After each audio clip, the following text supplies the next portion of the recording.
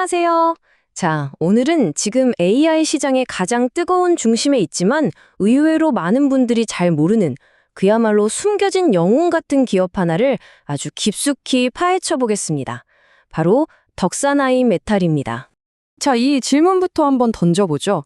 AI 칩 성능을 올리려고 막 아파트처럼 위로 계속 쌓아 올리고 있잖아요.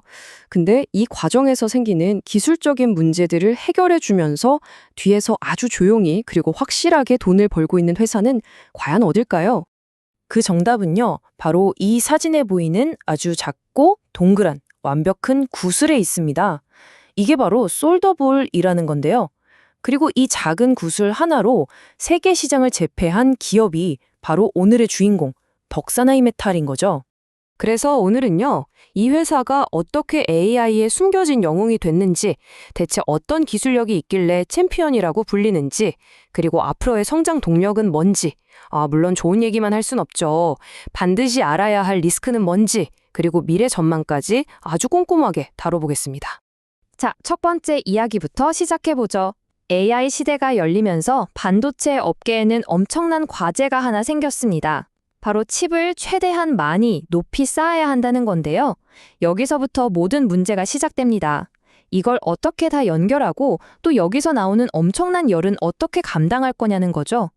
옛날에는요, 머리카락보다 얇은 금선으로 칩을 하나하나 연결했어요. 근데 지금 AI 칩처럼 데이터가 수만 개씩 오가는 시대에는 어림도 없죠. 그래서 아예 칩을 뒤집어서 기판에다 팍 붙여버리는 플립칩 기술이 대세화된 겁니다. 그리고 바로 이때 칩과 기판을 연결해주는 수만 개의 작은 다리 역할, 이걸 바로 솔더볼이 하는 겁니다. 이제는 솔더볼 없이는 AI 반도체를 만들 수가 없어요. 좋아요. 솔더볼이 중요한 건 알겠는데 왜 하필 덕사나이메탈일까요? 이 시장에 다른 회사들도 있을 텐데 어떻게 이 회사가 압도적인 챔피언이 될 수 있었을까요? 그 누구도 넘볼 수 없는 기술의 벽, 즉 기술적 해자를 한번 들여다보겠습니다. 자, 이 숫자 한번 보세요. 정말 놀랍지 않나요? 특히 가장 작고 가장 만들기 어렵다는 마이크로 솔더볼 시장에서 덕사나이메탈의 점유율이 무려 70%입니다. 이건 그냥 1등이 아니라 사실상 독점이라고 봐야죠. 이런 압도적인 지위가 그냥 만들어진 게 아닙니다. 크게 세 가지 기술적인 비밀이 있는데요. 첫째, 주석, 은, 구리 같은 금속들을 정말 미세한 단위로 섞는 아무도 따라할 수 없는 비밀 레시피가 있고요. 둘째, 그 작은 금속 입자를 수백만 개씩 전부 다 완벽한 구 모양으로 균일하게 만들어내는 마법 같은 기술이 있습니다. 마지막으로 AI 칩의 그 어마어마한 열을 견디게 해주는 특수 코팅 기술까지. 이 세 가지가 합쳐지니까 다른 회사들이 감히 넘볼 수 없는 벽이 만들어진 겁니다. 그리고 이 기술력은 고객사들이 증명해 줍니다. 품질이라면 세계에서 둘째가라면 서러울 일본의 대표적인 기판 회사들 있잖아요.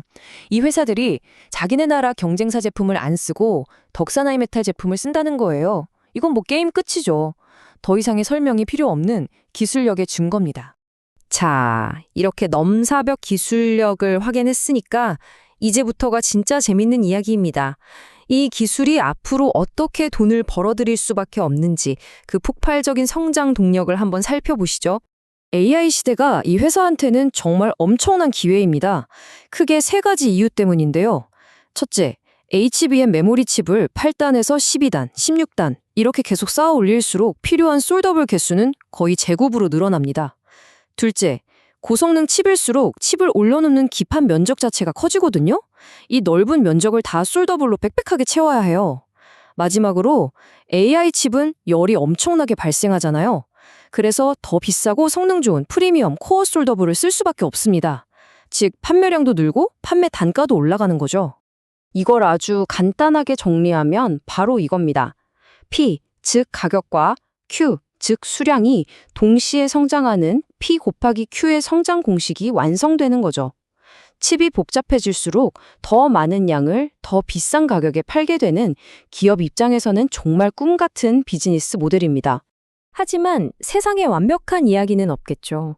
지금까지 너무 장밋빛 미래만 이야기한 것 같은데 이제 잠시 톤을 바꿔서 이 회사가 가진 치명적인 약점, 즉 아킬레스건은 무엇인지 아주 냉정하게 살펴보겠습니다. 이 부분을 알아야 전체 그림이 보이니까요. 자, 이게 뭘까요? 2025년 이 회사의 순이익 전망치입니다. 마이너스 920억 원. 네, 잘못 보신 거 아닙니다.